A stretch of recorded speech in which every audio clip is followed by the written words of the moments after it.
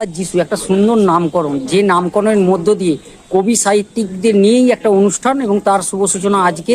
আর যেখানে আপনি সবাইকে সাথে নিয়ে চলার চেষ্টা করছেন, কি বলবেন? এই বৈশাখী উৎসব এর মাধ্যমে আমরা চেয়েছি যে সাহিত্য সংস্কৃতি জগতে সবাইকে একসঙ্গে নিয়ে যাতে আমরা পথ চলতে পারি। বিভিন্ন সংগঠন কলকাতার যিশুর নেতৃত্বে এই উৎসবে আয়োজক হিসেবে এখানে যোগদান করেছেন এবং আমরা আশা করি ভবিষ্যতে, আজকে হয়তো সংখ্যাটা 14, কিন্তু ভবিষ্যতে এই সংখ্যাটা আমরা 100-এ নিয়ে যেতে পারবো।